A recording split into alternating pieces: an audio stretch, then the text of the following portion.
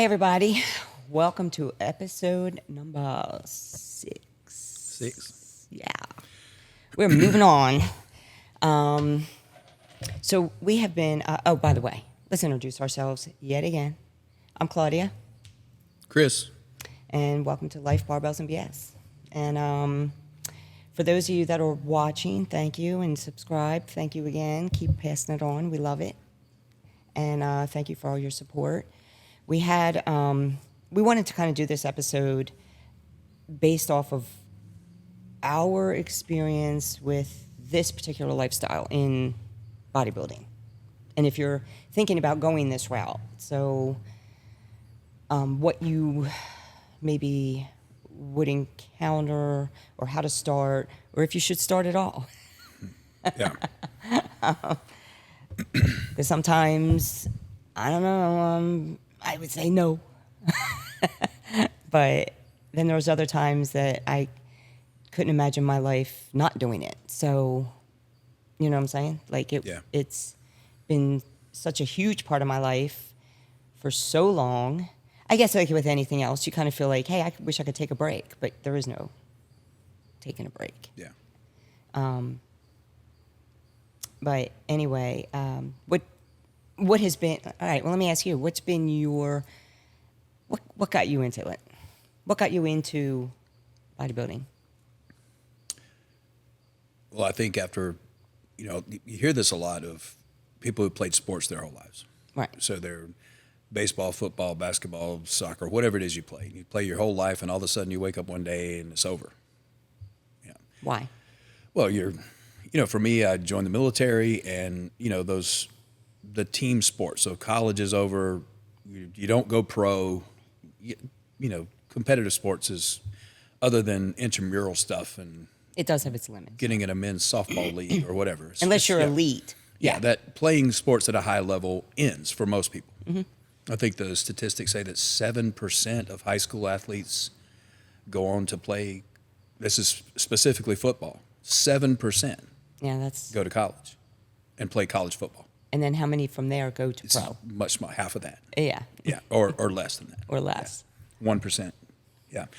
So, and again, joining the Navy, getting stationed in Southern California, and that's the mecca of bodybuilding. Mm-hmm. That's Venice Beach and So it kind of rubbed off Muscle on Beach. you. Yeah, I mean, it was, You met up with like-minded people. Yeah, and it was something else to compete at, something else to set a goal and work toward. And, of course, you're playing football, and lifting weights has already been a part of your life for a long time. So it's kind of a natural progression. And I hear that a lot for guys. Mm-hmm. I didn't actually get into a weight room until I was 19. Mm-hmm. So before then, I did lacrosse, I did field hockey, I did dance, I did gymnastics and that kind of stuff. And of course, just every day, just being outside, it was so different. Back then, I wasn't allowed in the house. Mm-hmm. We had to go outside and actually play. So I was active as a kid anyway. Mm-hmm. And so when I got into the weight room, and gymnastics, same thing. Like you said with football and that kind of stuff, gymnastics is really hard on your body. So a lot of gymnasts, they hit their peak in their 20s. Yeah, and or earlier. Earlier, but at best, like mid-20s, and you're done. I mean, it's really hard on your body. Dance, you could go longer with dance, but with gymnastics, and then, of course, when I did field hockey, lacrosse, that kind of thing, that was mostly high school. Middle school and high school. Outside of that, once I got into the weight room, and then it's like, yeah, this is it. I found it. And then, of course, you're around all those people all the time. Yeah. Well, the other part is looking back to when I was even younger. So you grow up and you have television shows like The Incredible Hulk, and you have Rocky. Yeah. And I grew up in that era where it was Rocky 1, back in the early 70s. Mm-hmm. And so it was Rocky and Apollo and Drago and these guys with these muscles and He-Man cartoons. And so, yeah, I grew up. So I started lifting weights even before in my room with these Sears concrete, you know. Oh, the gray with the sand. Mine were gold. Oh, Yeah, they were. Yeah, they were. my awesome. dad had those. Yeah, yeah. Yeah. So it was just it was a part of my life for for a long time. But I think so. The title of this episode, we were calling it "So You Want to Be a Bodybuilder," and Yeah. I think what we wanted to do is kind of take a raw look at what that really means. You want to be a bodybuilder. Everybody wants to go in the gym and lift weights. Everybody wants to pose and take selfies and Post take it all supplements over. and take pre-workout but then there's another level. There's another, when you get into competitive bodybuilding, what it takes to do that. Bodybuilding is an extreme sport. It's no different than, well, it's different. But when we look at people who rock climb with no ropes, who free climb, we look at people who climb Mount Everest. When we look at people who, those kind of extreme sports, in other words, there's a risk associated with bodybuilding. And I don't think we need to sugarcoat that. And that's regardless of whether you decide to go a natural route or whether you decide to go the enhanced route. There's still a risk because your body weight is fluctuating all the time. Again, it used to be a lot more than it is now, but you're going to these extreme deficits and extreme low body fat to back up again and back down again and back up again and back down again over and over, and that takes a toll on your body. Not to mention the years and years of weight training. That takes a toll on your joints and your spine and all of those things. So for females, let's take a look at females first. So let's say somebody approaches you and says, I've fallen in love with weight training and I want to compete. And whether that be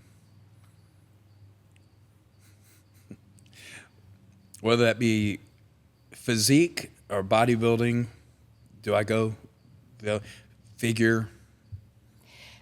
Any of those. Getting onto the stage. I want to compete. What does it look like for a woman? What are the risks for a woman? What can I expect? What's going to be required of me? Is it just going on a diet, putting a tan on, getting a pretty suit, and walking on stage? Okay, so let's start with, depending on the level that you want to compete at, whether it be bikini or wellness or figure or physique, bodybuilding. So they're all different levels of muscularity and conditioning and so on and so forth. So with that being said, bikini being that they are a lot less muscular than the opposite end of the spectrum of the bodybuilder females. Okay, so the physique is just incredibly different. So depending on where you're at on that level and what you're willing to work for, are you willing to put in the years of work to build the muscle to get up to bodybuilder level? And I'm not saying that there isn't work behind doing bikini, because there is work. There's the calorie deficit, there's the posing practice. There's even and not just posing, but and posing alone is difficult. It's almost like a workout in itself. Yeah. Holding poses, because you have no idea how long a judge is going to have you hold a pose. So that is incredibly difficult, and you don't know when you're practicing. So generally, even when I'm doing practicing, I'll hold poses for a minute during my practice and then give myself about 6 or 7 seconds to get to the next pose. Because when they tell you, when the judges are calling out for you to do the next pose, then I give myself about 7 seconds to do the next pose and then hold that for a minute. And trust me, I've got it down to a timer and it beeps to let me know when to go and this and that. So, but even at a bikini level, when you're doing posing and walking in heels, you're in 5-inch heels. And you better not look like you are a baby giraffe walking in heels. Everything matters. in bikini, it is more, it's very aesthetically pleasing. Your hair has to be perfect. Your makeup, it is more along the lines of a beauty, how your face and everything else.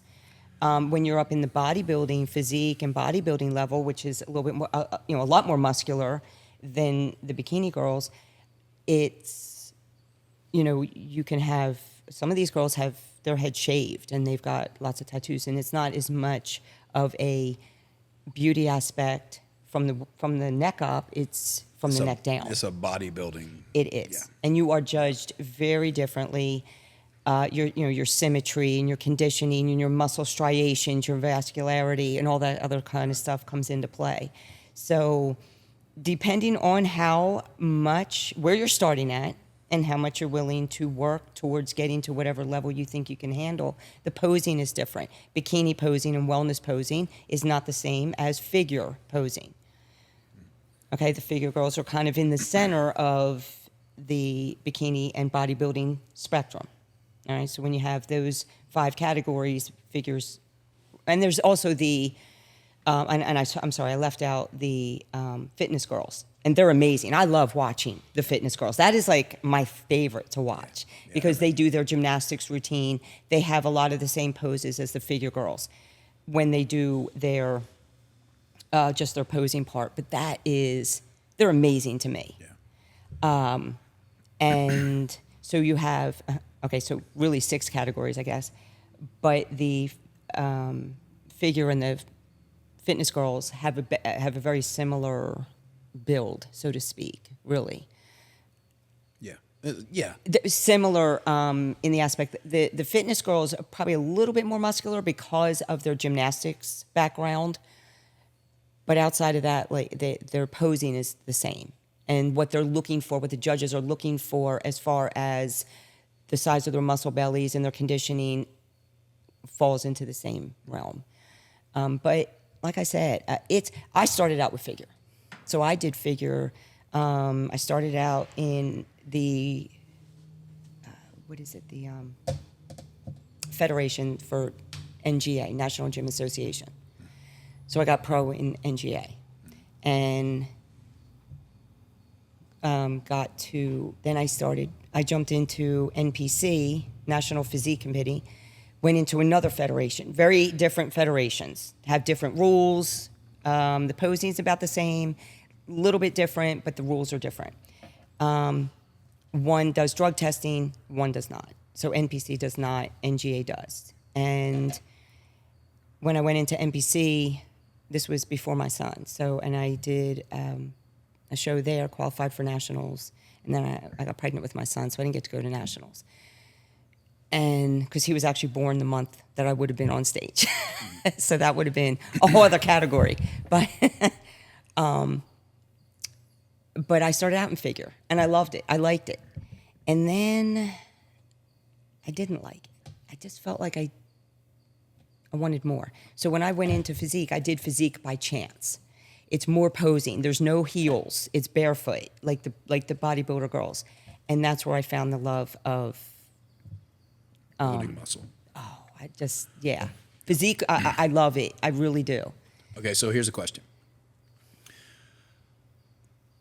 how expensive is this hobby? Very. So, first is, for those who don't know, maybe you're just, and that's what we're trying to do, is to kind of give you a 30,000 foot perspective on, Claudia's going into detail of the different divisions and all these different things, which is good. That's what we want to do, is kind of cover all the bases and say, this is what this looks like, because the chances of you ever earning a dime. Oh, it's pretty small. So we were talking about the ability to go pro in football or baseball or basketball or soccer. It's a very, very small percentage of these athletes that go to that level. Right. It's the exact same thing with bodybuilding. Yes. It is the top 1% of bodybuilders in the world, because there's millions of competitive bodybuilders. I'm assuming, maybe not millions. I wouldn't. Hundreds of thousands, maybe. And the percentage is higher for men than women. Because overseas in the Middle East, bodybuilding is huge. South America bodybuilding is huge. In Europe alone. It's huge. It's, yeah. So there's, I would say hundreds of thousands, maybe. I mean, that makes sense. That do competitions and Yeah. not just throw stuff out there on TikTok and Instagram. Yeah, that so look 1%. like. So you look at the Mr. Olympia and there's 20 guys. Yeah. And then you look at Miss Olympia and you have all the divisions. But yeah. So the point we're trying to make is, So if you're looking to make money in this sport, you have to, you won't. except social media. Maybe and with sponsors and yeah, social media and that thing. kind of thing. Absolutely. Outside of that, Getting no, a you have check. to have a love for this sport to do it. If you think you're going to be making millions doing the competition side of this, no. No, so No. there was a competition the other week. Somebody wins, and so they spent. Okay, here's another question. See, I'm going to ask you all the questions. That's fine. For the most part. So let's just say that the average preparation time for a show is 12, 16, 20 weeks, depending on. Depending on the competitor, yeah.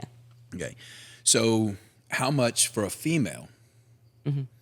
Just a rough estimate. How much from food, your gym membership, your suit, your tanning, your registration fees, pictures, rough estimate. How much does that cost you? Oh, God. Well into the thousands. Yeah. Well into the thousands. I know. So it's an expensive hobby. My suit alone is at least $700. Yeah. Females, And I don't wear the same one twice because I think it's bad luck. so females are a lot more expensive than the males are. Yes, For the sure. male suit is $50. 30, 40. Okay. Yeah. Yeah. I mean, Well, it's- and you it's keep like- in mind, now and I'm assuming that they do this for men. I don't know because yours is custom cut for you. Sometimes, mostly not. It's you go with a certain cut, and of course we don't get them bedazzled. Right, because ours are, well, bodybuilder women are not. Right. It's just a satin suit that crisscrosses in the back, the same as figure, the same as fitness, and same as physique. Okay, you have the crisscross in the back. It's a bikini, but it just kind of crisscrosses in the back. Wellness and bikini girls, there's tie in the back like a standard bikini that you would see on the beach. So thousands of dollars. Oh, easily. Okay. With no chance at all of winning. So No. again, there was a You- show. you're not somebody guaranteed wins, anything. Yeah, somebody wins the other day. They got a check for $3,500. Right. Did that cover the expenses of that? No. No way. My last competition, the trip, just the competition itself was that much. Right. But keep in mind, once you're at that level and you start getting the chance to earn prize money, by that time, now you're going to get people reaching out for endorsements and those kinds of sponsors, things, yeah. sponsorships. And so Absolutely. that's really where the money comes in, you know, whatever. Yeah. So from a time perspective, now again, we're looking at in the off season. So you're basically, that nothing changes. You're eating 5 or 6 meals a day. Okay? You're working out from travel time to being in the gym a couple hours a day. 5 days a week. Usually. 6. 5 or 6. I do 6. Yeah. 5 or 6 days a week. But I think it's understanding that, and the question comes up: do you have a girlfriend? Do you have a boyfriend? Are you married? Or you're not? Okay, Yeah, I don't no, have a not you. girlfriend. I don't do that. No, I'm not asking you specifically. I'm asking them. So you take into consideration if you're married or you have a significant other, how much support do you have? Because it is going to be all consuming. Like it consumes every aspect of your life. There is no balance when it comes to bodybuilding. No, it's all about the competitor at that Yeah. point. Yeah. And here's the thing is that, but it's for a short time to get them to the goal they're trying to obtain. Okay. Now, and it doesn't matter if you are dating, married to somebody that is in bodybuilding, or they could be an Olympic skier. I mean, you know, an Olympic gymnast or something. You know, when you get to people that are on a competitive level,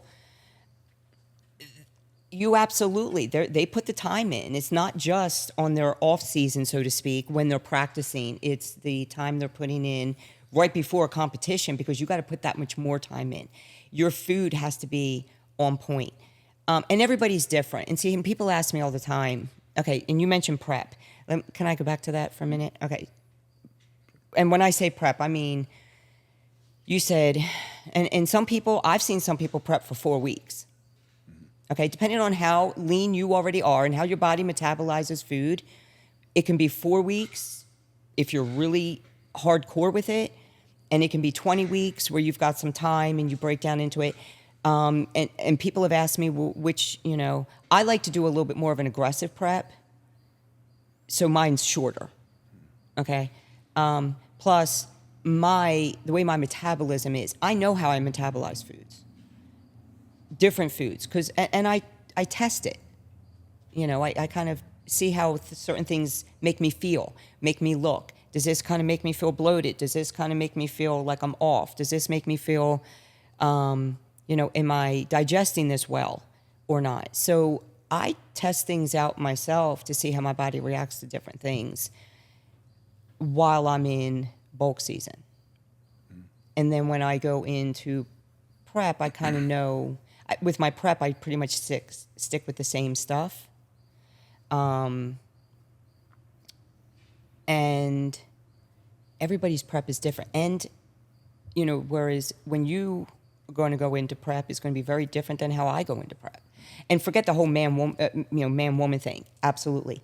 Me even up against another female, her prep may be very different than mine.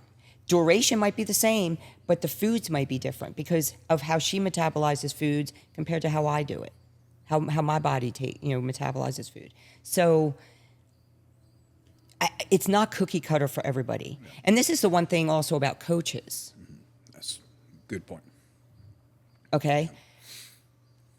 My first coach, prior to my son, okay, she was, and I'll say this, she was off the chain awesome. Awesome. I still wish she was coaching to this day. Okay, she's gotten out of the business, whatever. She let me kind of figure things out as far as how foods work for me.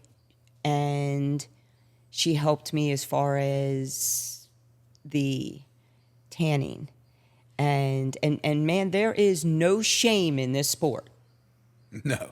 No shame. You get naked in front of everybody. Okay, there is no shame in this sport. We're in her bathroom, and this is... Yeah, this was the days before the booths they have and they're backstage spraying you, yeah. and she had to tan me up. Painted on with a sponge. She used a roller. A roller. A roller. And she's roller, and they have to get in all kinds of crevices because that suit you wear doesn't cover much. Mm-hmm. It's smaller. But they spray you now. So, they spray you down, but you're still naked in front of somebody. And if you can't handle being naked, this sport is not for you. And that's just the way it is. I remember her telling me, and I'll say her name, Minerva Gonzalez. Loved her. She was great.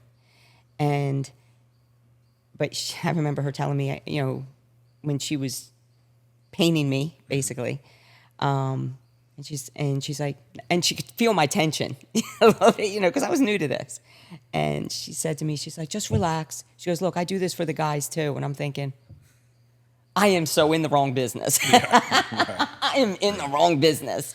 But, and it was, but she guided me, yet she didn't, I'm not sure how to explain it. I see how some coaches can be today, where they're handing you cookie cutter stuff. Mm-hmm. She didn't do that. Yeah. She didn't hand me a cookie cutter workout because she had 40, 50 clients to take care of. If you're also looking at getting into this sport, be careful of the coaching, because coaches will yes you to death. Yes, yes, yes, yes, yes. I can get you there. I'll put you on stage. Yes, yes, yes. Yeah. Here's a workout. Do that. Here's your, and send me pictures every week. And then as it gets closer to showtime, it's every day. but send me pictures and I'll send you a meal plan that they have sent. And people have said this because I'm on different, even Facebook groups where people have said, wait a minute, I've gotten the same plan as this person. And this person's like, I got that same plan too.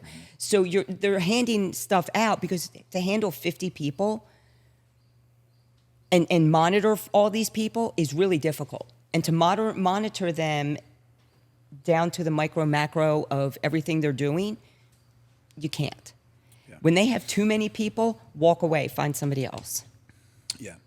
I think that's something to keep in mind, to piggyback off what Claudia just said, that now coaches, oh my gosh, there's so many. Everybody's an online coach. Now, this is something this is just part of my belief system. I think Claudia agrees with me, but when it comes to herself, there's a reason that she does the things the way she does it now, where she basically coaches herself because she's been doing it long enough now to where she knows her body so well. But for me, I recommend anybody, especially if you're starting out. And I say this all the time. There is no such thing as an athlete. I don't care what sport. There is no sport in the world that an athlete has ever reached their full potential without a coach. Ever. Michael Jordan had a coach. He's the greatest basketball player who ever lived. And he said, Phil Jackson saw things that I didn't see. Right. Tom Brady had a coach. You can just go down the list over and over. Every bodybuilding Olympian has a coach. They all have a coach but again, it's a different level of coaching. And if you're just starting out, unless you're independently wealthy or you got a trust fund, if you're just starting out, you probably can't afford them.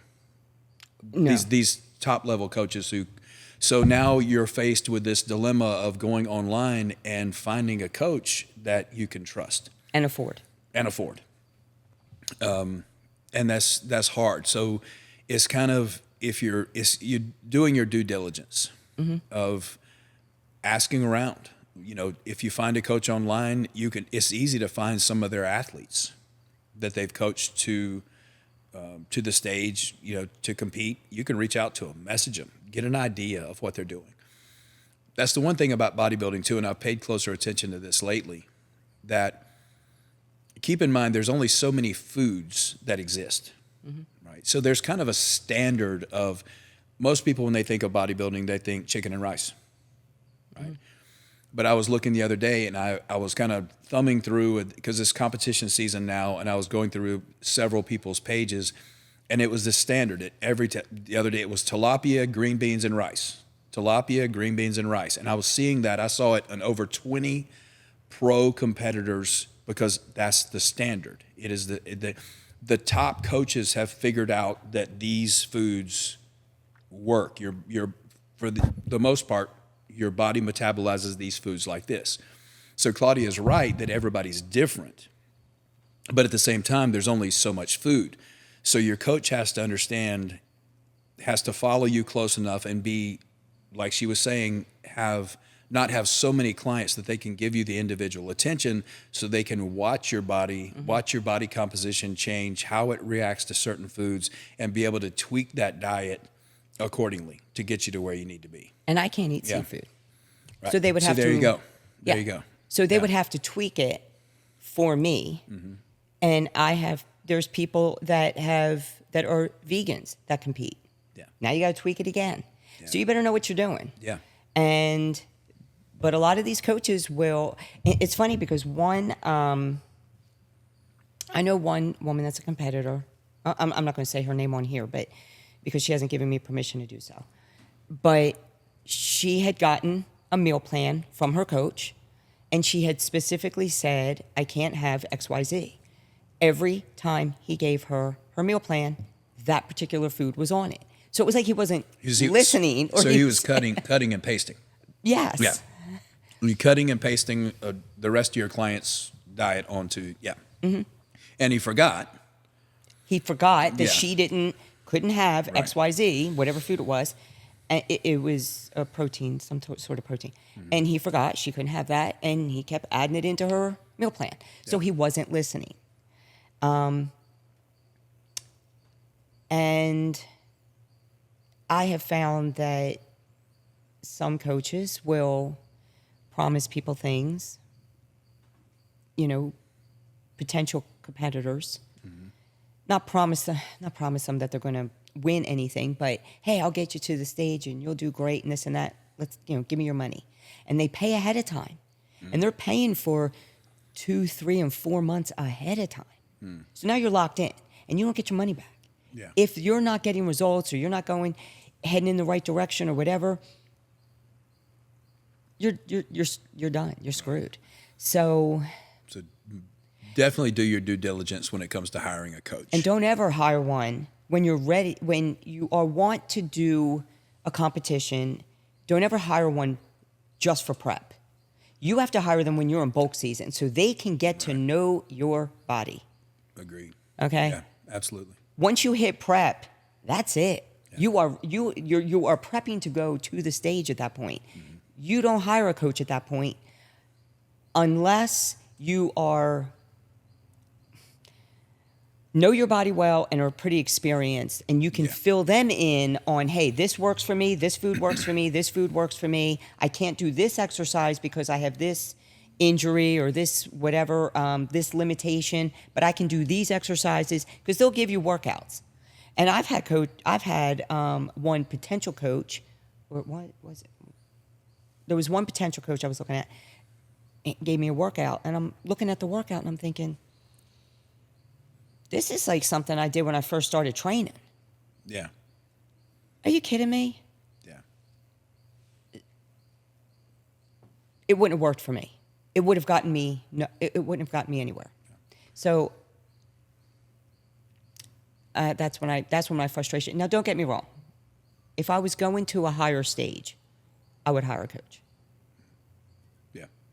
If I'm going to... That's when you're willing to pull out all the stops and go take out a second mortgage on your home.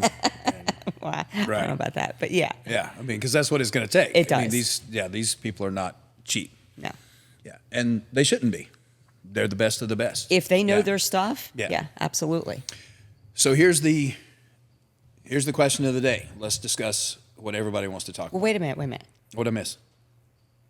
Well, we didn't talk about what it takes on the man end of things. That's easy. I'm just kidding. What do you want to know?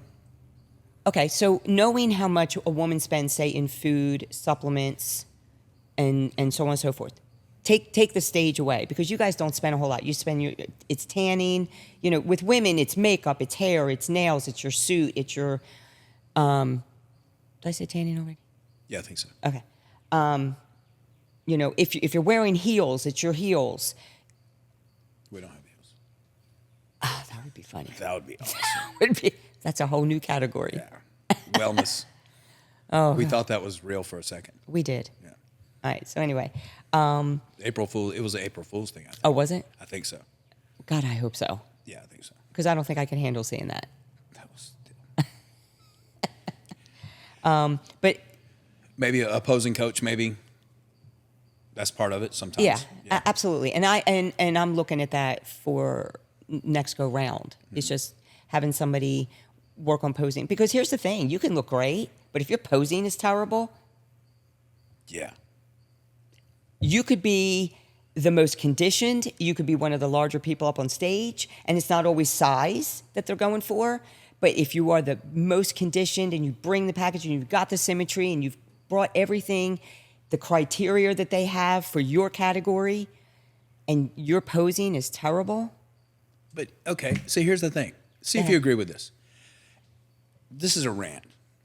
Again, this is what I don't understand. Okay.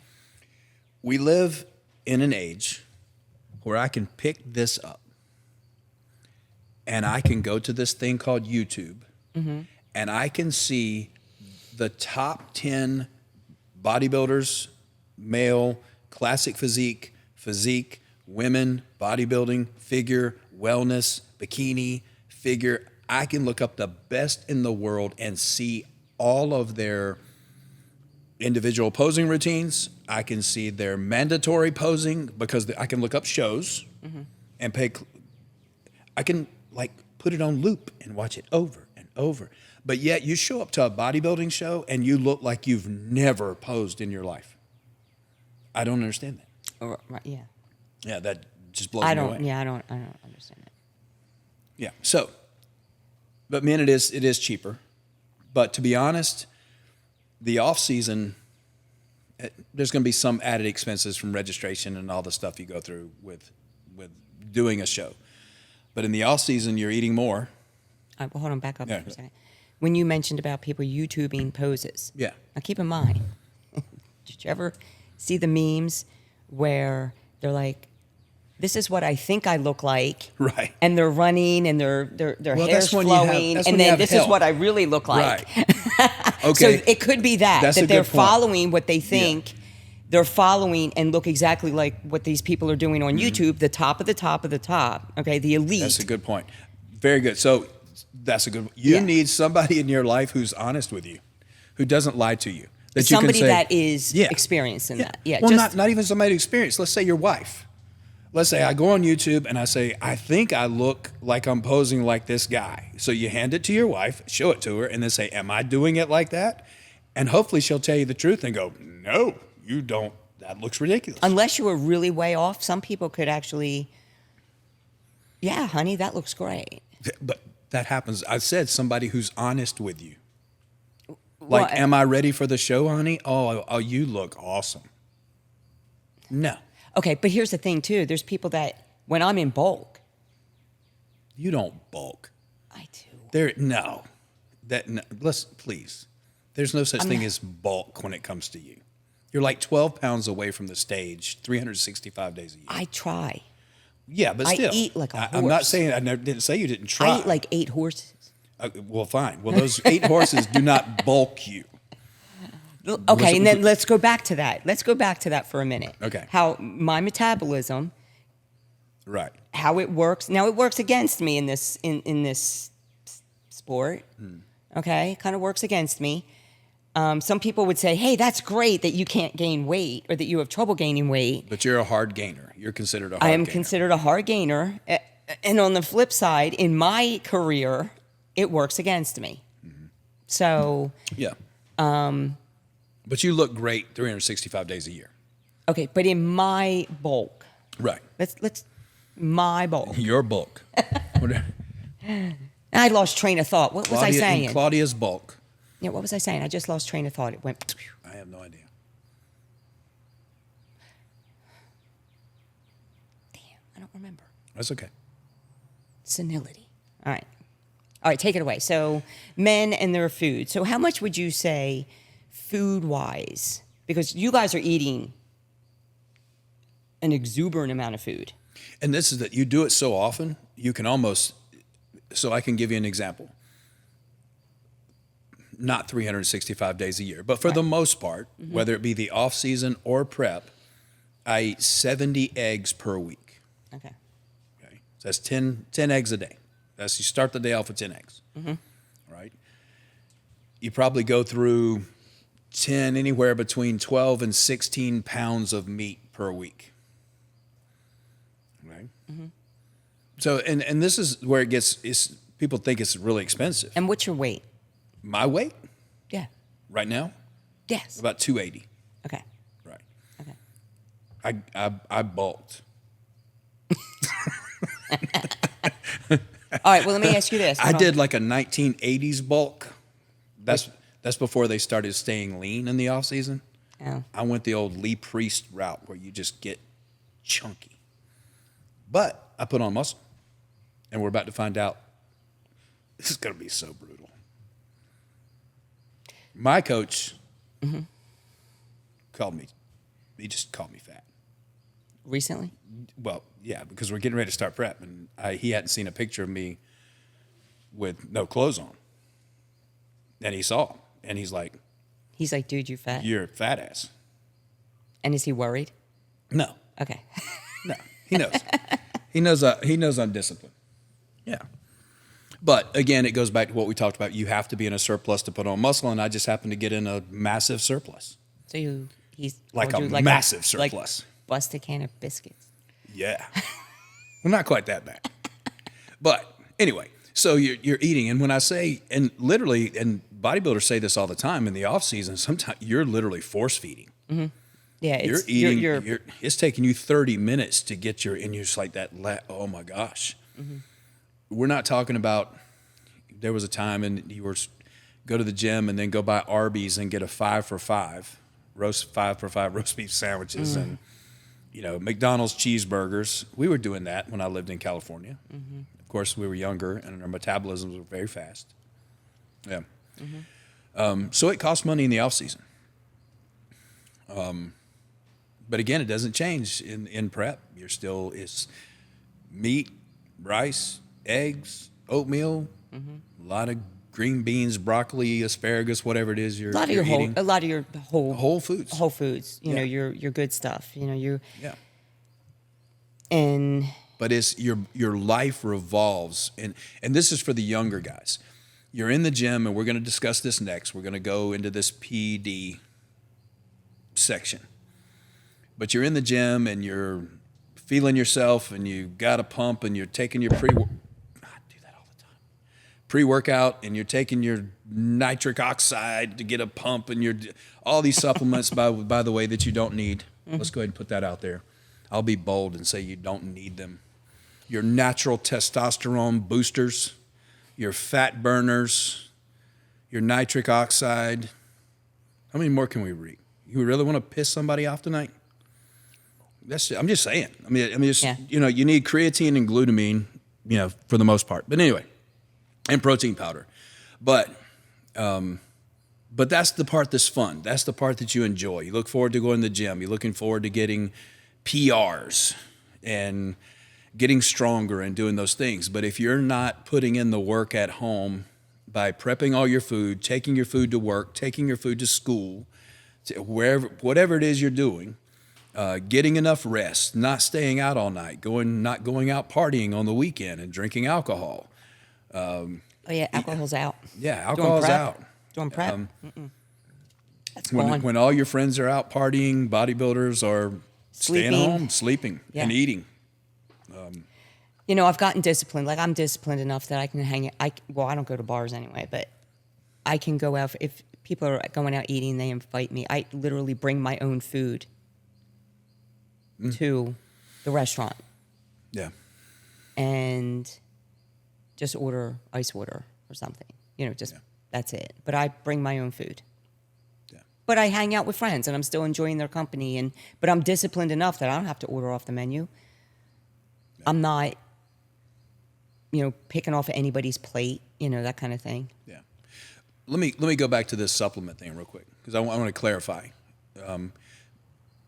We're talking about a multi-billion-dollar a year industry, and it grows every year. Yeah. It's one of the few industries that don't fluctuate. It doesn't have a down year and an up year. It's just like up. Yeah. Always. It's been going up for years.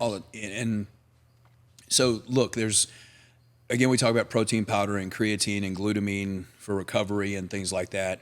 But also keep in mind that we do not get the micronutrients from our food as much as we need. So those, organ support pills and vitamins, multivitamins, all those things are beneficial and they are a part of our regimen and what we do on fish oil, and there's a long list of stuff. Yeah. Yeah. I take so we didn't factor in that expense, because that's expensive. I mean, it is. For every That's bottle, every it's month. $30 to $40 for a 30-day supply of one thing, just one.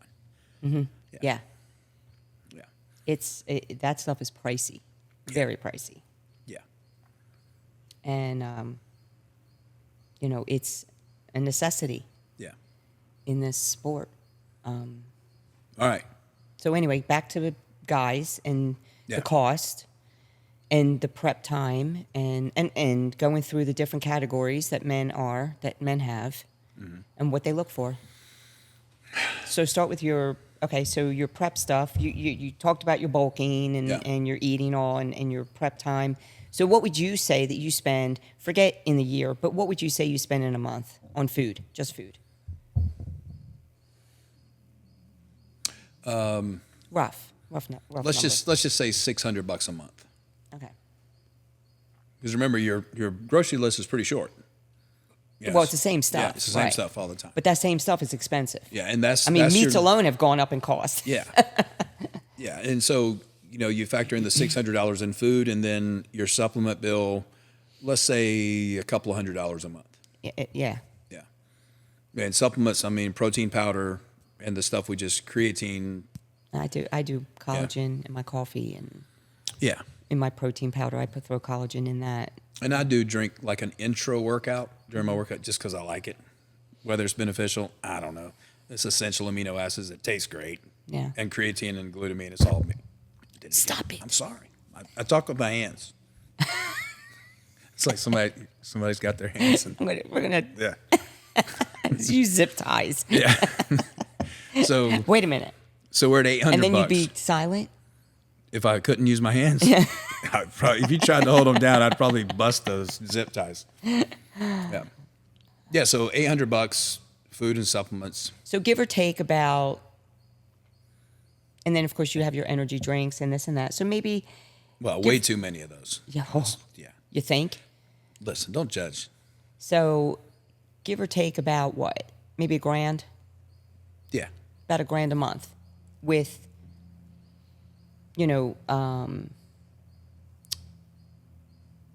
with energy drinks, your foods, your supplements, anything like that. And that's not factoring in now when you get to a higher level. A lot of people massages, body work is a huge part of this thing.